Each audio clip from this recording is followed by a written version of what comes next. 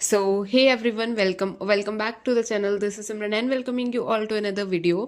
Basically मैं हूं सिमरन जिसने अभी अभी अपनी क्लास 12th पास की है विद पीसीएम स्ट्रीम. बेसिकली अभी रिजल्ट तो नहीं आया बट हाँ मैं कह सकती हूँ कि मैंने पास कर ली है अपनी 12th class. And in this video I am gonna share with you all the 5 mistakes that I made in my class 12th जिससे मेरी प्रिपरेशन का लेवल काफ़ी लो हो गया था. एंड आई वॉन्ट कि तुम में से कई लोग जो भी इस वीडियो को देख रहे हैं उनमें से एटलीस्ट कुछ लोग ये मिस्टेक्स ना करें. और अगर सारे ही ना करोगे तो बहुत ही अच्छी बात होगी क्योंकि इससे तुम्हारी preparation is gonna be on the next level. So make sure you watch the video till the end. So without any further do let's start with this video. So let's start this video. और मैंने यहाँ पे side पे अपने laptop पे सारा कुछ लिख लिया क्योंकि मैं मिस्टेक्स खुद ना भूल जाऊँ इसलिए मैंने पहले ही नोट डाउन कर लिया. So let's start with mistake number 1.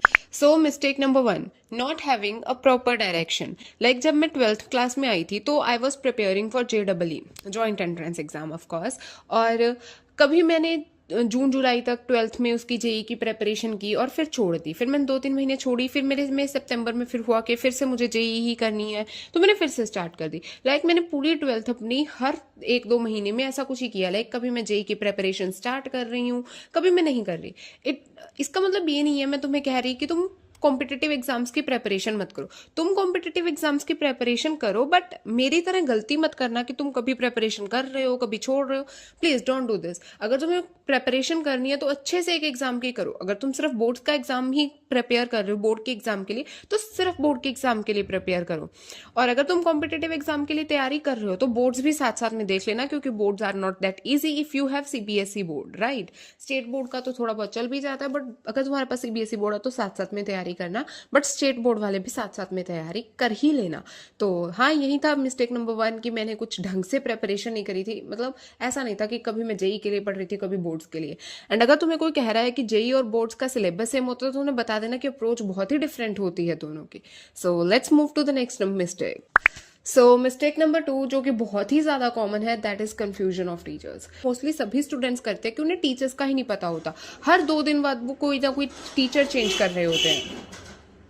Sorry for the background noise. हर 2-2 दिन बाद वो कोई ना कोई टीचर चेंज कर रहे हैं. कभी किस टीचर से पढ़ रहे हैं कभी किस टीचर से. इससे होगा ये कि तुम एक ही चैप्टर को बहुत सारे टीचर से पढ़ लोगे और कोई चैप्टर ऐसा होगा जो अभी तक तुमने पढ़ा ही नहीं होगा. मेरे साथ भी हुआ था कि कई चैप्टर तो मैं बहुत बार पढ़ लिए थे. एक चैप्टर था जो तुम बहुत ज्यादा बार पढ़ लोगे और उसके बाद वाले जो होंगे तुम पढ़ ही नहीं पाओगे क्योंकि तुम वो एक चैप्टर में ही बहुत ज्यादा पढ़ने लग जाओगे.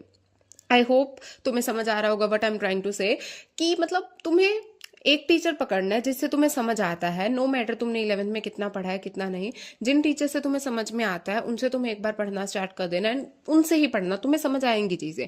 एंड अगर तुम्हें चाहिए एक वीडियो कि मैंने किन किन टीचर से अपनी पूरी 12th क्लास में पढ़ा था so I can make that video too. तुम कॉमेंट सेक्शन में बता देना. बाकी मुझे नहीं पता ये वीडियो किन किन ऑडियंस के पास पहुंचने वाली है क्योंकि ये मेरा स्टडी ब्लॉगिंग का चैनल है तो पता नहीं कैसे पहुंचेगी. Anyways let's move to the mistake number 3. Mistake number 3 and I guess अगर मुझे टाइम ट्रेवल करने का मौका मिले तो आई मेक श्योर कि मैं ये मिस्टेक जरूर सुधारूंगी. That is not giving importance to chemistry की एनसीईआरटी.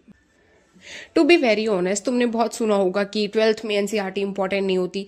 एंड मैं समझती हूँ. मैं तुम्हें ऐसा नहीं कह रही कि तुम फिजिक्स की एनसीईआरटी पढ़ने लग जाओ क्योंकि फिजिक्स की एनसीईआरटी टफ है, तुम्हें समझ नहीं आएगी. एंड मैं भी नहीं कहूँगी तुम फिजिक्स की एनसीईआरटी पढ़ो बट मेक श्योर तुम्हें केमिस्ट्री की एनसीईआरटी आती हो. ऐसा नहीं कि तुम खुद से पढ़ने लग जाओ. एक बार जब तुम लेक्चर लोगे एंड लेक्चर के बाद जब तुम सारा चैप्टर वगैरह कर लोगे make sure you solve the questions of NCERT. Chemistry के ऑर्गेनिक के क्वेश्चन जरूर सॉल्व कर लेना क्योंकि मेरे खुद के बोर्ड एग्जाम में केमिस्ट्री में से डायरेक्ट एनसीईआरटी के क्वेश्चंस उठ के आए थे. एंड वो हर साल केमिस्ट्री के क्वेश्चंस आते हैं फ्रॉम डायरेक्ट एनसीईआरटी. तो मेक श्योर तुम वो कर ही लेना. ये मेरे साइड से होगी एक टिप, जरूर फॉलो करना. तुम्हें अच्छा ही होगा. मुझे भी लास्ट में पता लगी थी ये बात. मैंने लास्ट में थोड़ी बहुत एनसीईआरटी सॉल्व की थी एंड ऑफ कोर्स मुझे बहुत ज्यादा फायदा हुआ था. एंड अभी मुझे रिग्रेट होता है कि मैंने स्टार्टिंग से ही एनसीईआरटी सॉल्व की होती. So that's was it. So mistake number 4, lack of question practice. ये बहुत ही ज्यादा स्टूडेंट्स करते हैं मेरे जैसे कि उन्हें वो लेक्चर देख लेंगे, नोट्स तो सब बहुत ही अच्छे बना लेंगे. वो बात अलग है कि नोट्स पढ़ने के बाद में तुम्हें टाइम मिले या ना मिले that's different point. But notes ऐसे बनाएंगे जैसे बहुत ही हों. उसके बाद आती है क्वेश्चन प्रैक्टिस, उसे स्किप ही कर देते हैं सीधा नेक्स्ट चैप्टर पे। एंड ये मैंने भी बहुत ज़्यादा मिस्टेक की कि क्वेश्चन प्रैक्टिस जितनी चाहिए होती है मैं उतनी नहीं करी थी। एंड अगर तुम्हारे पास मैथ्स है एंड मैथ्स में इंटीग्रेशन वाले चैप्टर की, मेक श्योर तुम अच्छे से क्वेश्चन प्रैक्टिस करो। सिर्फ इंटीग्रेशन की नहीं, मैं तो कहूँगी फिजिक्स केमिस्ट्री मैथ्स तीनों में जब तुम्हारा एक चैप्टर हो जाए उसके बाद PYQ जरूर जरूर सॉल्व करना, तुम्हें कॉन्फिडेंस जरूर आएगा, क्योंकि question practice is most important. तुमसे पेपर में जाके ये नहीं पूछेंगे कि तुम लेक्चर कितना देख के आए हो, तुम वहां पे क्वेश्चन ही सॉल्व करोगे। तो मेक श्योर क्वेश्चन सॉल्व कर लेना। मिस्टेक नंबर 5, एंड पर्सनली मेरे अकॉर्डिंग ये बहुत बड़ी मिस्टेक थी, ignoring school exams and school test. Board की क्लास में है तो हम सब ये सोचते हैं कि ठीक है स्कूल के एग्जाम है, हम तो बोर्ड एग्जाम पे ध्यान देंगे, हम स्कूल एग्जाम्स पे ध्यान नहीं देंगे। But bro you are doing very wrong.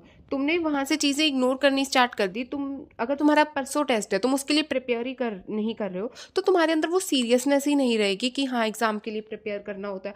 उसमें से तुम्हारे नंबर कम आएंगे, तुम केयरलेस बनना स्टार्ट हो जाओगे, एंड उसके बाद तुम्हारे ऐसे ही नंबर घटते जाएंगे, तुम केयरलेस ही रहोगे। सो आई प्रेफर कि अगर तुम्हारा स्कूल का एग्जाम भी है उसके लिए भी अच्छे से पढ़ो, क्योंकि पढ़ाई कभी वेस्ट नहीं होगी, एट लास्ट तुम्हें काम आएगा। जिस चीज़ का टेस्ट है वो तुम स्टार्टिंग से पढ़ते रहो, एंड स्कूल टेस्ट को भी उतनी ही इंपॉर्टेंस दो जितना तुम अपने बोर्ड एग्जाम्स को देते हो, क्योंकि ऑफकोर्स वो तुम्हें हेल्प करेंगे। उससे तुम्हारी राइटिंग की प्रैक्टिस होगी, एंड तुम्हारी वो टेंशन जो तुम अपने ब्रेन में बिल्ड करना सीखोगे, वो सब तुम्हें काम आने वाला है for sure. And these were the 5 mistakes that I made in my class 12th, and hope so तुम ये नहीं मिस्टेक्स करोगे। एंड उसके बाद अगर तुम्हें नेक्स्ट वीडियो कोई चाहिए कि बुक्स दैट आई यूज, या फिर जिन टीचर्स से मैंने पढ़ा था, है ना, तो उनका कमेंट सेक्शन में बता देना। आई विल मेक श्योर कि मैं वो वीडियो बनाऊं। एंड एक pro tip from my side in the last, कि ऐसा ना हो कि तुम स्टार्टिंग में ही 18 घंटे पढ़ने लग जाओ। ऐसा ना हो। बेसिकली कंसिस्टेंसी ज्यादा मैटर करती है, कि कंसिस्टेंसी ओवर मोटिवेशन। लाइक तुम रोज पढ़ो, रोज चाहे तुम 6 घंटे ही पढ़ो, बट रोज पढ़ो। ऐसा ना हो कि आज तुमने पढ़ लिया मोटिवेशन में आके 10 घंटे, कल तुम एक भी घंटा नहीं पढ़ रहे। ऐसा ना हो, तो रोज पढ़ो, पर चाहे थोड़ा पढ़ो पर रोज पढ़ो। That will help you a lot. इससे तुम्हारी कंसिस्टेंसी बिल्ड होगी। And of course, so that's it for this video guys. If you're new, make sure to subscribe for these tips. And अगर तुमने मेरी लास्ट व्लॉग नहीं देखी है, लास्ट वीडियो, जो अगर तुम 12th में हो, अगर अभी तुमने 12th कर लिया और तुमने मेरी लास्ट वीडियो नहीं देखी, make sure you watch that. उससे भी तुम्हारी बहुत ज़्यादा हेल्प होगी। So bye bye, take care, will see you guys in the next video.